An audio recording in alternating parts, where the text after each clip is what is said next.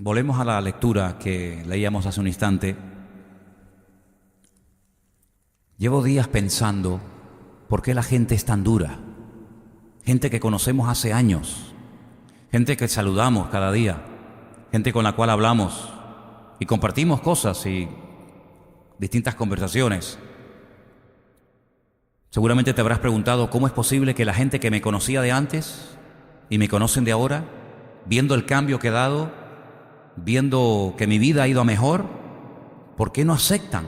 ¿Por qué rechazan? ¿Por qué a veces hasta una frialdad, una indiferencia que les dice las cosas y ni se inmutan? Yo les dije hace algún tiempo que yo he notado una diferencia en la gente de unos años a ahora. Hace años, cuando hablabas con la gente, discutían, te preguntaban: ¿y ustedes por qué creen esto? Ustedes son como los testigos de Jehová. ¿Y ustedes creen en el Papa? ¿Y ustedes creen en las imágenes? Y había como una especie de debate, de discusión, y la gente como que peleaba y discutía. Y me acuerdo que en aquellos años leíamos y estudiábamos y nos preparábamos pues para tener respuestas bíblicas a la multitud de preguntas que la gente te hacía. Pero es que eso hoy en día no es así. Por lo menos, yo no sé tu experiencia, pero la mía es que hay una frialdad, una indiferencia total y absoluta. Te dicen: bueno, si a ti te va bien y tú estás contenta, pues oye, me alegro por ti. Pero como diciendo: pero eso es una cosa que tiene que ver con tu vida, pero no con la mía. Y decía: Señor, ¿y hay alguna respuesta, hay alguna señal, hay alguna indicación en tu palabra que nos hable acerca de qué es lo que le pasa a la gente, o qué es lo que le iba a pasar a la gente en los últimos tiempos, que iban a ser tan duros y tan indiferentes al Evangelio? Bueno, en esta lectura que hemos leído esta noche, Efesios capítulo 4, del versículo 17 al 19, yo he hecho una lista, que la vamos a poner ahí ahora toda, para que veáis algunas de las cosas que Pablo comenta, algunas de las cosas que Pablo describe, y es como una especie, como dije antes, de radiografía del alma, del interior del inconverso. Pablo dice que los inconversos, los que no están viviendo en Cristo, están viviendo en la vanidad de su mente. Es impresionante la cantidad de programas de televisión y de tonterías y de vanidades en las cuales la gente cree, y las sigue con un fervor, algo alucinante. Vanidades, pérdida de tiempo, pero tienen su mente llena de estas basuras, envenenados sus espíritus, y esto pues lo que hacen es que, como dice Pablo, tienen el entendimiento entenebrecido, que no les penetra la palabra, les hablas pero nada, totalmente ajenos de la vida de Dios, ignorantes, menciona esa palabra el apóstol Pablo, de la cual hablaremos esta noche, ignorantes, duros de corazón. Ojo que el día de la ascensión, el Señor Jesucristo dice que les reprochó a los discípulos su dureza de corazón. Pérdida totalmente de la sensibilidad, ni sienten ni padecen, entregados a la lascivia. Estas son las 7 características que el apóstol Pablo menciona ahí en ese pasaje de Efesios. Es una descripción realmente extraordinaria de lo que le pasa al pecador. Pero analizando el tema de la ignorancia, yo lo que veo es que hay gente que son ignorantes voluntarios. No es que ignoren porque nadie les habló o porque no saben absolutamente nada, sino es que no quieren saber absolutamente nada, que es muy diferente. Voluntariamente se hacen ignorantes, desprecian totalmente el conocimiento de la verdad, no lo ven necesario. Eso de la vida eterna, del cielo, del infierno, de Dios, de la muerte eterna del alma, un desprecio, una indiferencia, un rechazo al conocimiento total y absoluto, una indiferencia que muchas veces tiene su base, queramos reconocer o no, en el más absoluto orgullo. La gente indiferente muchas veces lo que son orgullosos, que no quieren reconocer que están equivocados, o que no les interesa, no les conviene reconocer que están equivocados, porque eso los llevaría a confrontar su vida y a tener que cambiar. Una falsa seguridad que los va a conducir a la ruina a muchas personas, es lo que hace que no busquen a Dios. Estoy tranquilo, tengo mi paguita, tengo mi casita, mi coche, tengo mi potajito del día, y esa falsa seguridad es lo que produce ese rechazo hacia todo aquello que implica cambios o el tener que renunciar a ciertas mentiras o tradiciones o costumbres para agradar a Dios.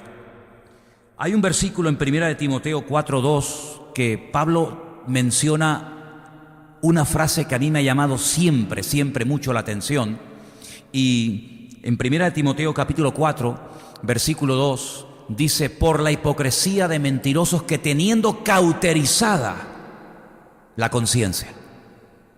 Hay un elemento que Dios puso en el corazón de todos los seres humanos, y es la conciencia. De hecho, hay un estudio que es el famoso estudio de las dispensaciones, ¿no? Ver cómo Dios ha ido a lo largo de la historia tratando con la raza humana. Hay una de estas épocas o etapas o dispensaciones que se conoce como la era o la etapa de la conciencia, ¿no? En la que no había ley, no estaban los 10 mandamientos, etcétera, pero los hombres con su conciencia, con sus razonamientos, podían aprobar y podían discernir y escoger entre lo bueno y lo malo. Bueno, pues ese elemento fundamental que todo ser humano lo tiene, la conciencia, se puede llegar a cauterizar.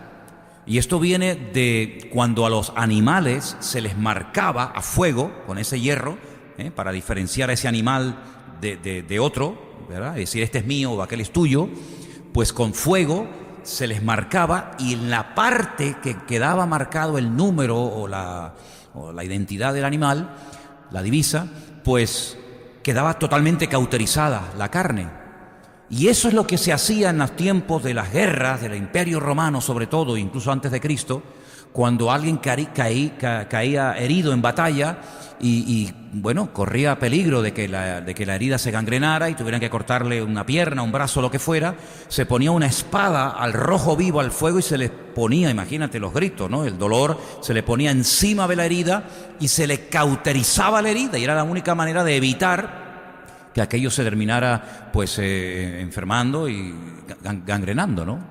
Y Pablo dice que de la misma manera hay personas que tienen la conciencia, pero la tienen totalmente cauterizada. Eso produce una falta de sensibilidad total y absoluta. Entonces todo esto tienes que saberlo para que no te enfades ni te desanimes cuando llevas tiempo hablándole a una persona, contándole testimonios, hablando del Señor, leyéndole la palabra, y ¿qué es lo que le pasa? Que tiene cauterizada la conciencia. Está como muerto en vida. Tienes nombre de que vives, pero estás muerto. En otra porción de la Biblia se menciona también esto. Tienen, como yo digo, congelada el alma. Una frialdad total y absoluta. Si les da exactamente igual lo que les digas, si Dios te ha liberado de la droga, del alcohol, de lo que sea, les da exactamente igual, porque están congelados espiritualmente hablando. En Romanos capítulo 2, versículo 15, también se habla acerca del tema de la conciencia, y vamos a leer este versículo en esta tarde. Romanos capítulo 2, versículo 15, mostrando la obra de la ley escrita en sus corazones, dando testimonio su conciencia y acusándoles o defendiéndoles sus razonamientos. Claro, cuando la conciencia está bien y no tienes el entendimiento entenebrecido y no tienes la conciencia cauterizada, pues la conciencia en un momento determinado te puede indicar que lo que estás haciendo está mal. Pero cuando tienes la conciencia totalmente cauterizada, muerta o congelada, pues ya ni sientes ni padeces. Es más, hay gente que haciendo el mal lo pasan bien.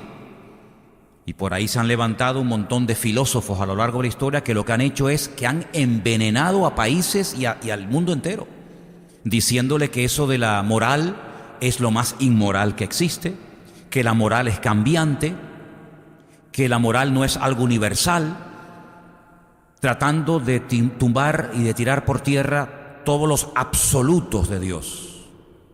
Todo es relativo. Bueno, si tú te sientes bien haciendo eso, pues hazlo, pero si tú te sientes mal haciéndolo, pues no lo hagas. En hebreo hay dos formas de decir no. Una forma es decirlo como algo permanente, inalterable, no importa el tiempo, la edad, la época o la moda.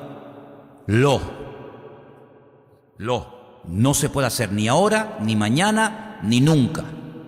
Por ejemplo, en los famosos 10 mandamientos, el no que aparece es no matarás. Bueno, pero no mataré ahora, pero mañana. No dirás falso testimonio. Bueno, depende. No, es no. Tajante, imperativo, no se puede. Y luego hay otro no que es al. Y es un no que es ahora, no se puede hacer, pero tal vez mañana sí. Como cuando, por ejemplo, le dices a un niño que te está pidiendo algo y le dice, no te lo voy a dar. Pero, sin embargo, a lo mejor la semana que viene o el año que viene sí se lo puedes dar, porque no es un no permanente y eterno, sino que depende de las circunstancias, de la edad, del comportamiento, etcétera, etcétera, ¿verdad? Y en la Biblia hay muchos imperativos y no se puede hacer esto. Pero bueno, es que el tiempo cambia, es que no es lo mismo hoy en día, el siglo XXI, la juventud de hoy en día, el internet, etcétera, etcétera, que hace 500, 600 o 1000 años atrás. Es que cuando Dios dijo no, es no para siempre. No es un no que voy cambiando, que voy adaptando. La Biblia no tiene que adaptarse, es el hombre el que tiene que adaptarse a la Escritura, no la Escritura al hombre. Y el hombre lo que intenta es desacreditar la palabra diciendo que es un libro caducado, que en aquellos tiempos se vivía de una manera, pero que hoy en día se vive de otra, y estamos tratando de meter a Dios en nuestro estilo de vida. Y Dios no se tiene que meter en el estilo de vida de nadie, sino somos nosotros los que tenemos que meternos en su línea y en su estilo de vida, ¿verdad?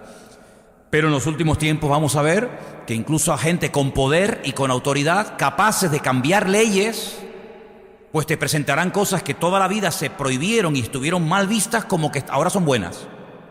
O cosas que antes eran buenas y que ahora por lo visto son malas, incluso hasta delito y te pueden meter en la cárcel. Entonces vemos que las modas, las leyes de los hombres van cambiando, pero la ley de Dios permanece para siempre y es eterna. Amén, hermanos. En Efesios capítulo 2, del versículo 1 al 2, hay unos versículos muy buenos y aparece una frase que a mí me ha llamado mucho la atención y es la siguiente, presta atención. Él os dio vida a vosotros cuando estabais muertos. Algunos dirán, no, yo no estaba muerto, tú estabas muerto. Antes de Cristo tú estabas muerto. Claro, para muchas personas que a lo mejor se creen buenas o creyentes de toda la vida, esto es un palo. El que Dios te diga, yo te di vida cuando tú estabas muerto, es un palo a tu ego religioso, a tu ego como persona, porque si tú dices que tú no estabas muerto, lo estás llamando a él mentiroso. Si tú dices que él a ti no te dio vida, que tú nunca estuviste muerto en tus delitos y en tus pecados, quiere decir que tú eres una persona excepcional en toda la historia de la humanidad, porque la Biblia declara categóricamente que no hay justo ni aun uno. Lo que yo creo que era bueno, para Dios es trapo de inmundicia. Si nos agarramos al hecho de que toda la vida hemos creído en Dios y el diablo antes de nosotros también creyó en Dios y no por eso lo hace bueno, ni se justificará delante del Señor.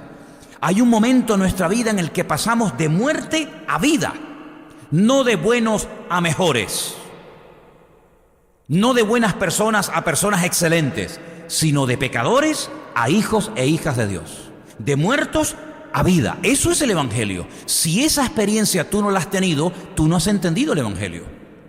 Porque la Biblia asegura que antes de aceptar, no antes de creer, no antes de leer la Biblia, no. El leer la Biblia en principio es bueno, pero no cambia a nadie, ¿eh? Hay muchos inconversos que leen la Biblia, pero no son convertidos, no son gente nacida de nuevo. Tiene que haber un momento en nuestra vida en el que tenemos que reconocer nuestra inmundicia y que estábamos muertos en nuestros delitos y pecados. Y por eso Él dice, Él os dio vida cuando estabais muertos. Pero es que todos estuvimos en esa condición antes de conocer al Señor, ¿sí o no? Estábamos muertos en nuestros delitos y en nuestros pecados, en los cuales anduvisteis tiempo pasado, en otro tiempo. Ahora no. ¿Siguiendo qué? Esa palabra es la que me llamó la atención. La corriente. Siguiendo la corriente de este mundo. Conforme al príncipe de la potestad del aire, es decir, Satanás. El espíritu que ahora opera en los hijos de desobediencia. Hasta ahí. La corriente de este mundo.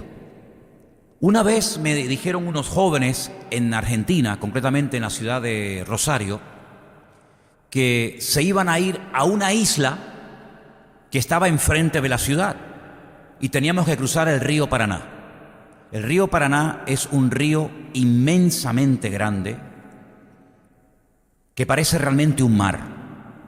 De hecho, petroleros, no barquitas de madera, sino auténticos petroleros de cientos de toneladas, como estos que vienen aquí a Canarias, cruzan el río Paraná, para que se hagan una idea de lo que estamos hablando. No es un riachuelo, como este barranco de ahí que de vez en cuando cae un hilito de agua, sino es un pedazo de río. Pues unos jóvenes me dijeron que enfrente de la ciudad de Rosario hay una isla donde hay unas playas, que si quería ir con ellos. Imagínense que la isla está justamente enfrente, pues para poder ir a la isla enfrente fuimos en una piragua, era una piragua de 3 plazas, y tuvimos que lanzarnos por la piragua, pero mucho más arriba. ¿Saben por qué? Porque la corriente del río es tan espectacular que si quieres ir enfrente y te lanzas desde aquí, vas a terminar a kilómetros de distancia. Remando vas a llegar enfrente, pero la corriente te va a ir llevando a un lugar a donde tú no querías ir. Entonces lo que tienes que hacer es lanzarte mucho más arriba para que cuando vayas remando la corriente te lleve a donde en un principio querías ir y no termines, sabe Dios dónde. La Biblia habla de la corriente. Hay una corriente en el mundo, la corriente del mundo, que es por la que van la inmensa mayoría. Nosotros teóricamente estamos remando en contra de esa corriente, ¿sí o no? Es mucho más fácil dejarse llevar por la corriente. Nunca olvidaré una experiencia que tuve una vez en Galicia, solamente me ha pasado una vez en la vida. Era un día donde estábamos bautizando a la gente en una iglesia que abrimos allí en Galicia hace años y queríamos bautizar a algunos hermanos de la iglesia. Y nos fuimos a una playa. Ese día el mar estaba bastante revuelto. Pero aún así dijimos, bueno, vamos a celebrar los bautismos porque ya estamos aquí y no vamos a perder el tiempo. Entonces me metí en el agua, bauticé a una persona y se fue, pero yo me quedé dentro del agua. Y entró una segunda persona y se marchó. Y cuando a la tercera persona la bauticé, entre la segunda y la tercera persona, la sensación que yo tuve en ese momento, nunca la olvidaré porque me dio miedo, es como que alguien debajo del agua me agarraba las piernas, los tobillos, y me hacía así y me empujaba hacia adentro. Y comencé a ver que me iba hacia afuera y vi que me estaba alejando de la orilla. Entonces en ese momento yo creo que Dios me dio luz, porque dije, si lucho contra la corriente, no voy a poder. La corriente es mucho más fuerte que yo. Entonces me quedé quieto y cuando vino la ola, a pesar de que me había llevado un poquito hacia afuera, la ola me lanzó fuera y en cuanto me llevó a la orilla me levanté y me fui. Pero nunca olvidaré lo fuerte que puede resultar una corriente. De hecho, hay personas que le han dicho, no te metas ahí, que la corriente te va a arrastrar. Y aquí en Canarias sabemos que hay playas donde es peligroso bañarse porque las corrientes, los chicos y tal, la imprudencia. Resulta que cuando te das cuenta, no te das cuenta y estás fuera y te ahogas y te cansas, etcétera, etcétera. Vuelvo a repetir que la Biblia habla de una corriente que es tremendamente poderosa por la que van millones y millones de personas, la corriente de este mundo. Nosotros en un tiempo de nuestra vida íbamos también llevados, impulsados por esa corriente. Pero hay un momento en nuestra vida, un momento de luz, un momento en el que vino la palabra de Dios y nos golpeó tan fuerte el Evangelio, y me venía a la mente estos días otro texto, y se lo compartí a Elena y lo encontramos. Y quiero leerles este versículo que es extraordinario. Está en Primera de Pedro, capítulo 4, a partir del versículo 3. Porque cuando tú le informaste a tus hijos, a tu marido, a tu esposa, a tus padres, a tus amigos, etcétera, que te habías convertido, probablemente ni te entendieron. Era tan fuerte la experiencia dentro de ti que querías que todo el mundo la tuviera también, pero como que estabas en otra frecuencia, en otro idioma. Y mira lo que pasa cuando una persona quiere ir en contra de la corriente y no seguir la corriente de este mundo. Baste ya el tiempo pasado para haber hecho lo que agradaba a los gentiles, ¿Cuántas veces hacíamos cosas para agradar a papá, a mamá, a la abuela, a la familia, a los amigos, sí o no? Vente, hombre, no tengo ganas, no, pero vente. Cosas que hacíamos, a veces porque nos agradaban, pero otras muchas cosas que hacíamos para quedar bien de cara a la familia, para que no se enfadara la abuela, para que no se enfadara el tío, ¿verdad? Bebe una más, prueba una más, no, que ya estoy, no, bebe, no seas tonto, para quedar bien. Mira, vente, que se casa tu sobrino, pero es que es una boda gay, son gay, no, pero ¿qué pasa? ¿Verdad? Siempre como para quedar bien delante de la gente, y tantos ejemplos que podríamos poner. Pero dice la Biblia, basta, ya está. El tiempo pasado para haber hecho lo que agradaba a los gentiles, andando en lascivias, en concupiscencias, en embriagueces, en orgías, en disipación y abominables idolatrías. Ahora viene el versículo que me impactó muchísimo. A ese tipo de gente, les parece cosa extraña que vosotros no corráis con ellos en el mismo desenfreno de disolución y os ultrajan, os insultan, se mofan, se ríen de ustedes. Les extraña, pero ¿qué te pasa? Te han comido el coco. ¿Dónde te has metido, muchacho?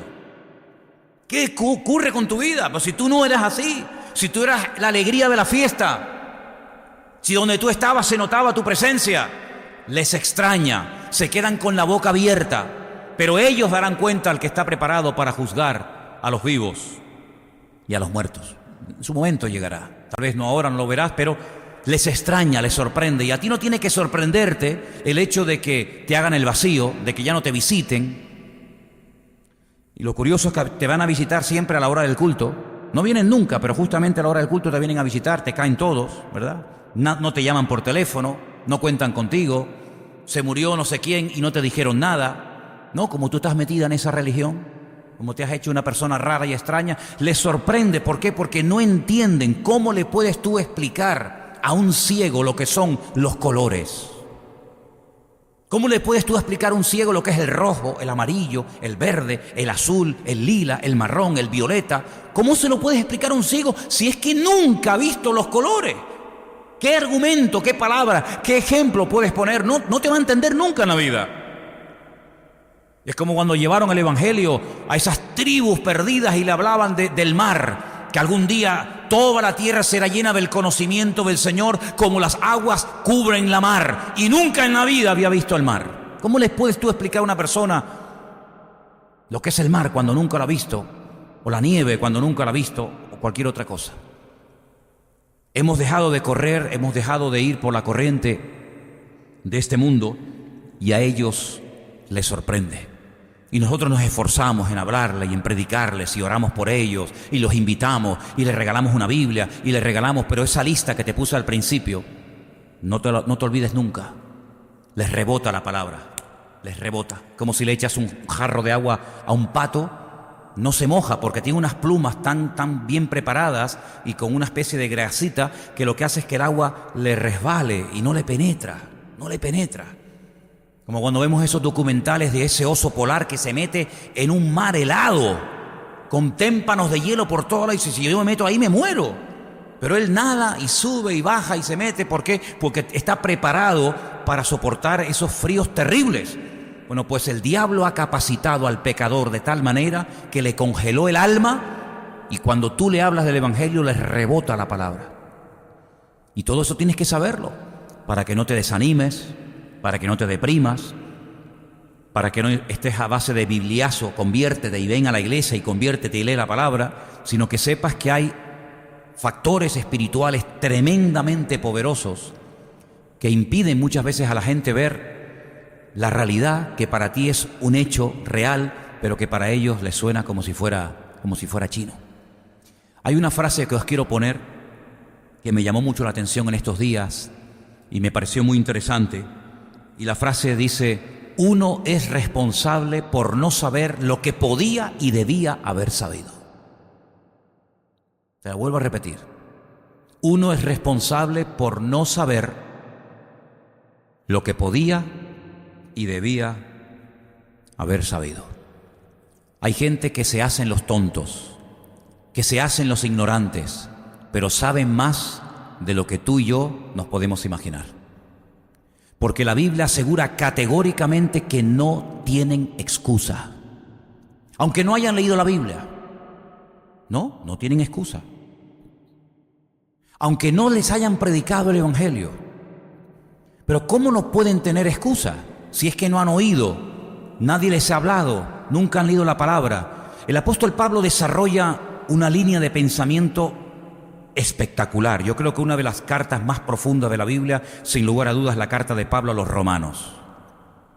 Y en los primeros capítulos, Pablo desarrolla una línea de pensamiento que te deja con la boca abierta, porque él llega a hablar, como hemos visto antes, de la conciencia, pero también hemos visto que la conciencia la puedes matar, la puedes cauterizar. Pero Pablo habla de otros elementos que en un momento determinado, esa persona que dice que no sabe nada del Evangelio, que no sabe nada de dónde te has metido, no tienen ninguna excusa para justificar su falta de búsqueda o de hambre por la parte espiritual. Vamos a leerlo. En Romanos capítulo 1, a partir del versículo 18, presta atención porque ahí Pablo dice cosas interesantísimas. Y puede ser que tú ahora te encuentres en una situación que le estás hablando a una persona y la palabra ves que le rebota y pasa olímpicamente de lo que le dices, pero escucha esto.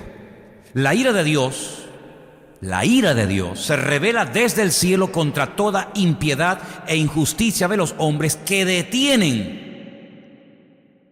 con injusticia la verdad. Porque lo que de Dios se conoce les es manifiesto, pues Dios se lo manifestó.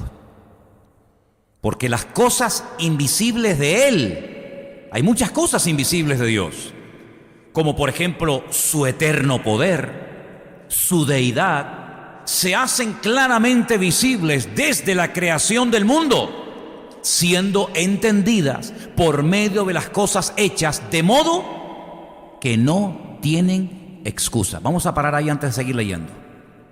Cuando una persona inconversa, que nunca ha leído la Biblia, que nadie le predicaba el Evangelio, ve un amanecer, o un atardecer, o una estrella, o cualquier otra cosa de la creación, esa persona, según lo que nos está diciendo el apóstol Pablo a través de su carta, es que esas cosas hacen al hombre meditar y recapacitar sobre qué hay detrás de todo eso. Es el Dios mismo que se ha dado a conocer a través de su naturaleza. El hombre intenta desacreditar y arrancar a Dios, diciendo que eso es una casualidad, que el hombre viene de no sé qué sitio, pero Dios no se ha dejado sin testimonio. Si Dios ha dado testimonio de su poder, de su existencia, de su creación.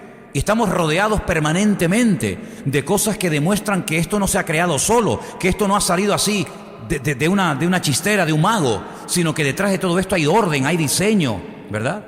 Bueno, pues dice que la ira de Dios se puede llegar a manifestar contra personas que viendo la creación no quieren reconocer que detrás de la creación está nada más y nada menos que la mano de un creador. La mano de Dios, como detrás de un reloj hay alguien que lo inventó, y detrás de un coche hay alguien que lo creó, y detrás de un edificio hay alguien que lo construyó. Pues detrás del mundo hay un creador que lo creó, y ese creador es Dios. Y el hombre puede llegar a la conclusión, sin leer la Biblia, de que existe un creador, de que esto no salió solo de la noche a la mañana, pero el hombre también puede apagar y puede retener la verdad, haciéndose el tonto o queriendo ignorar voluntariamente las verdades de la creación de Dios. ¿Qué te parece? De modo que no tienen excusa. Seguimos leyendo. Y dice, porque las cosas invisibles de Él, como su eterno poder, se hacen claramente visibles desde los días de la creación, siendo entendidas por medio de las cosas hechas. De modo que no tienen excusa. No tienen excusa. Yo no sabía, pues, como vimos en la frase anterior, debías de haber sabido. La ignorancia, el no saber, no te exime del cumplimiento de la misma ley. El no saber que no se puede ir a España a 200 kilómetros por hora en la carretera no es excusa para que el guardia civil no te multe.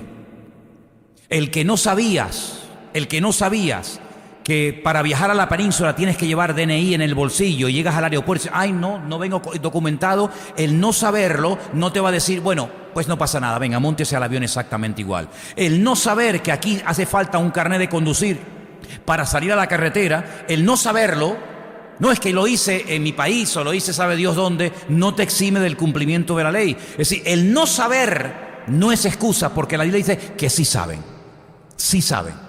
Por lo tanto, no tienen ningún tipo de excusa. Seguimos leyendo en Romanos capítulo 1. Pues habiendo conocido a Dios, no le glorificaron como a Dios, porque no les interesa. Porque en el momento en el que el hombre reconozca que hay un Dios, tiene que reconocer que es un ser limitado, finito y al cual tiene que rendirle cuenta. Y eso al hombre no le interesa. No le dieron gracias. No le dieron gracias. Es mucho más fácil salir por la mañana y hacer el signo de la cruz, a lo cual no te comprometes, que darle gracias a Dios con tus propias palabras, someterte a Dios, a su soberanía, a su palabra. Por supuesto, se envanecieron en sus razonamientos. Es alucinante cuando oyes hablar, cuando lees los libros de los filósofos, ¿verdad? Y tú dices, están envanecidos, queriendo ser sabios, se hicieron necios, y su necio corazón fue entenebrecido. Y en vez de traer verdad al espíritu, que es lo que te hace libre, lo que hacen es traer veneno y envenenan el alma, ¿verdad? Envenenan su espíritu. Habiendo conocido a Dios, no le dieron gloria, queriendo o profesando ser sabios, se hicieron necios. Versículo 23, cambiaron la gloria del Dios incorruptible en semejanza de imagen de hombre corruptible, porque estas imágenes que tenemos por el mundo, de todo tipo, no cayeron del cielo, no fueron extraterrestres que vinieron y dejaron en Europa unas imágenes, en América otras, en África otras, sino que fueron imágenes, fueron creación de la mano del hombre. No es que el hombre se la encontró y dijo, ay, ¿esto de dónde vino? No, cayó del cielo en un platillo volante, no, son cosas que ustedes los seres humanos han hecho. Imágenes de hombres corruptibles, de aves, de cuadrúpedos, de reptiles, etc. Por lo cual Dios también los entregó a la inmundicia. ¿Queréis vivir en la inmundicia? Toma inmundicia. ¿Queréis vivir en la mentira? Ahí tienen la mentira. Dice que los entregó a la inmundicia, en las concupiscencias de sus corazones, de modo que se deshonraron entre sus propios cuerpos, ya que cambiaron la verdad, la cambiaron a propósito, con toda intención, la verdad de Dios por la mentira, honrando y dando culto a las criaturas antes que al Creador. Es curioso, porque tienes la tendencia religiosa, pero en vez de adorar a la verdad, adoras a la mentira. En vez de adorar al Creador, adoras a lo creado por tus propias manos. Tremendo, ¿no? Antes que al Creador, el cual es bendito por los siglos de los siglos. Amén. Y ahí podríamos leer el resto del capítulo, que es muy interesante. Así que cuando te encuentres con una persona a la cual estás hablando, a la cual lo has invitado, le has entregado una Biblia, le has dado testimonio, etcétera, etcétera, y no hay forma de que se convierta, ni siquiera de que entienda, pues tienes que recurrir, entre comillas, al plan B. Y no te queda más remedio que orar por esa persona. Porque las capas y capas de basura que tiene en su alma impiden que algo tan precioso como el Evangelio penetre en su corazón. Y yo cada día hablo con inconversos, ¿sabes? No he perdido el contacto con la calle. Hablo con inconversos y los veo tan vacíos. Y veo gente que está mal físicamente, algunos muriéndose, ¿eh? Veo gente que está psicológica, mentalmente destruidos, con unos problemas con los hijos, con los maridos, con las esposas, tremendos, aburridos, cansados de la vida, tomándose pastillas para todo, y cuando le hablas de la verdad, es como ese que se está hundiendo en alta mar y le echan un salvavidas y lo rechaza. Es una locura estar hundiéndote en alta mar y que alguien pase y te lance una cuerda, te lance un salvavidas y rechazarlo, diciendo no, muchas gracias, y ver pasar el barco. Pues ¿cuántas personas conocemos? ¿Cuántas personas conocemos, vecinos, amigos, compañeros de trabajo, que sabes que su vida es un desastre, que están hundidos y tienen la respuesta delante de ellos y la ignoran, la rechazan, no la valoran, pero sin embargo después siguen buscando dónde van a buscar? Dijo el apóstol Pedro al Señor: ¿a dónde vamos a ir después de haberte conocido a ti? Por eso estoy convencido de que el milagro más grande, y lo vuelvo a repetir, es convertirse a Cristo. Porque hacer que una persona grande, una persona adulta, a veces con dinero, a veces con ciertas cosas en la vida, tener que reconocer que lo único que tiene son cosas, pero que se puede ir al infierno aunque tenga el coche más precioso y potente de Canarias, aunque tenga el banco lleno de lingotes de oro, que esa persona tiene que pararse un momento en su vida y reconocer que todo lo que tiene no le va a servir absolutamente para nada, es un auténtico milagro. Porque el dinero, las casas, los coches, etcétera, le produce al hombre una falsa seguridad, una falsa confianza. Porque a veces es verdad, a veces al que le estás hablando económicamente, materialmente hablando, está mejor que tú. Pero como dice la Biblia, más vale bocado seco y en paz, con la bendición de Dios, que casa llena de provisión sin la bendición de Dios. Y aquí podemos ver la historia, no parábola, la historia del rico y Lázaro, donde hay un hombre lleno de llagas que no tiene ni dinero para ir al médico, sino que los perros tenían que venir a lamerle las heridas. Y vemos por otra parte a un ricachón que vivía en la estratosfera y pasaba olímpicamente de la necesidad de Lázaro, y los dos murieron. Porque lo curioso es que si hay algo justo en la vida, es la vida y la muerte. Todos nacemos igual y todos nos vamos igual. No es que los muertos, los pobres mueran y los ricos se salven, sino que exactamente igual. Y la diferencia, cuando vemos en la otra vida, cuando el Señor corre el velo y nos permite ver el destino de uno y el destino de otro, es tremendo. Por eso hay algunos judíos que dicen que algunas personas tuvieron su recompensa en esta vida y otros la tendrán en la otra vida. Yo no sé si en esta vida llegaremos a tener una capacidad económica tremendamente poderosa, ni lo sé ni me interesa. Porque la Biblia dice que teniendo sustento y abrigo, ¿estemos contentos con esto? Pues si tenemos sustento y abrigo, pues tenemos que darle gracias a las autoridades de este país, porque este país ha llevado a la población a conformarse teniendo sustento y abrigo. ¿Sí o no? Porque en España hoy en día el que tenga sustento y abrigo ya se puede dar con un canto en los dientes. Ya no es cuestión de ahorrar y no sé qué, sino ya hoy en día tener un trabajito para poder cubrir tus necesidades y tal, ya eres el hombre más feliz del mundo. Pues mira tú por dónde es a ese estilo de vida al que nos quería llevar el Señor, a una dependencia diaria, total y permanente de parte nuestra por parte del Señor. Como el maná, que había que ir cada mañana a buscarlo. Pues lo que está bien claro es que la riqueza de nuestra vida no está en lo que tenemos. Como decía el apóstol Pablo mirando a la iglesia de Corinto, no hay muchos ricos, ni muchos sabios, ni poderosos entre vosotros, sino que a veces lo peor, lo vil y lo menospreciado es lo que Dios ha escogido para avergonzar a los que se creen ser algo. Así que nuestra riqueza no está en lo que tenemos, porque por mucho que podamos llegar a tener, siempre habrá gente que tendrá más que nosotros. Pero qué maravilloso es saber que podemos dormir en paz, cuando gente que tiene millones de euros no pueden dormir en paz. No sé si conoces a personas que tienen mucho más poder adquisitivo y mucho más patrimonio material que tú, y sin embargo cuando los oyes hablar están vacíos, enfermos, desanimados, destruidos, moral y espiritualmente, y sin embargo tú no tienes ni la mitad de lo que ellos tienen, pero tienes una riqueza y tienes la bendición de Dios y la paz de Dios, que eso no se puede comprar ni con todo el oro ni con toda la plata del mundo. ¿Cuántos dicen amén? Así que lo que tenemos que hacer es alimentarnos de la verdad. Y por eso vemos que España está como está, porque se está alimentando cada día de más y más y más y más mentiras. Y la mentira esclaviza. Y España, lo dije hace años, y lo vuelvo a repetir ahora al principio del año, España está en coma. España está en una situación en la que solamente es cuestión de ver las noticias y te das cuenta cómo está el mundo espiritual. Entenebrecido, una ceguera espiritual, una frialdad, una indiferencia, porque se realimentan de mentiras, de vanidades. Sin embargo, la Biblia dice que hay varias cosas que contienen la verdad. Primero, la Biblia. Tu palabra es verdad, ¿sí o no? Sabemos que si nos alimentamos de la palabra, nos vamos a alimentar de la verdad, porque la palabra de Dios es viva, es eficaz y es la verdad.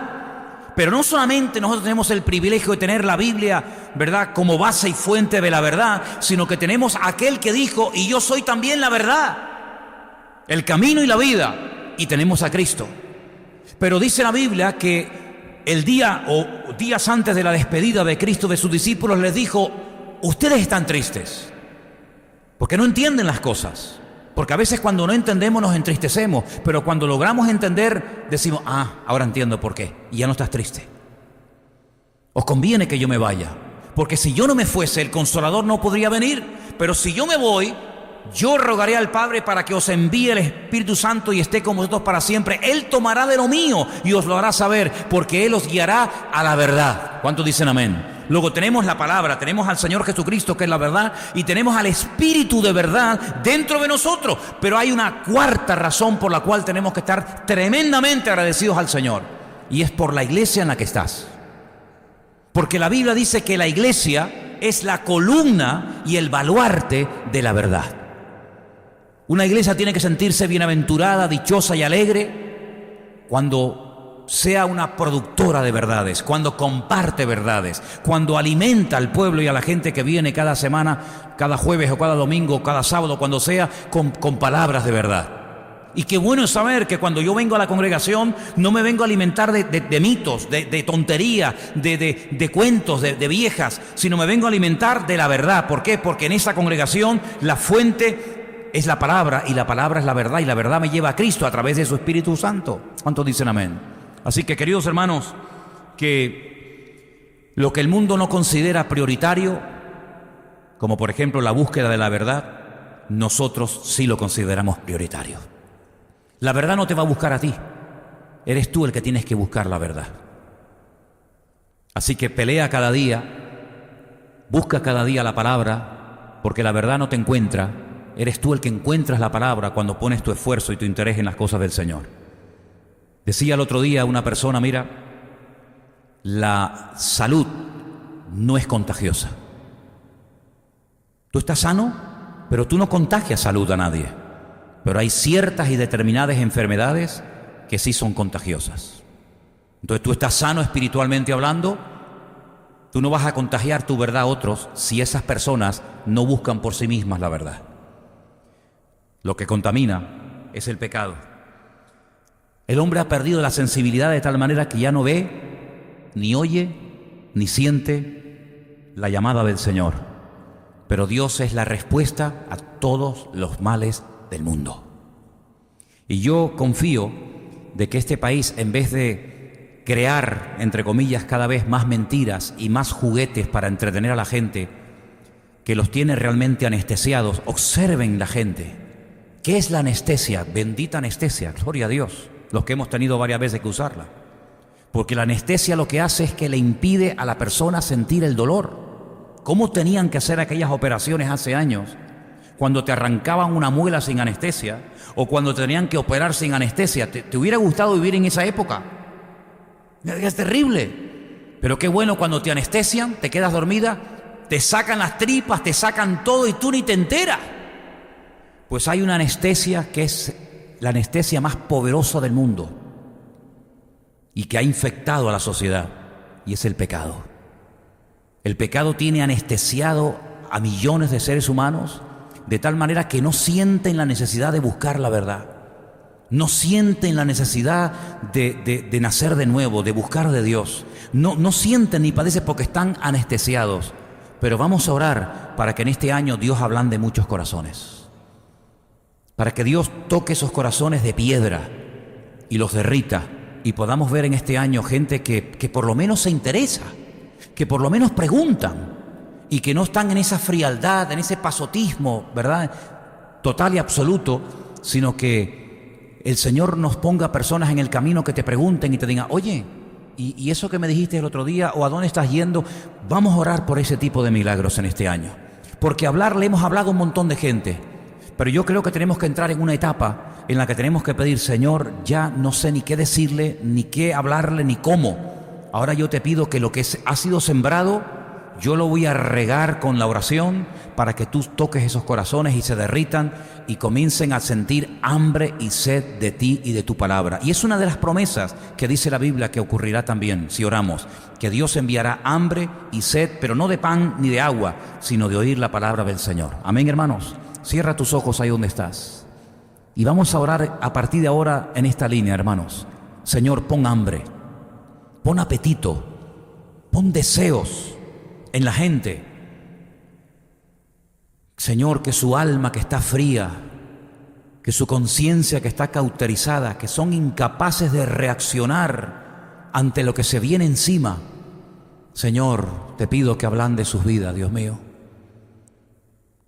Tal vez, viendo que ya no les insistimos tanto, tal vez se despertarán sus conciencias y nos preguntarán lo que hace años tenían que habernos preguntado.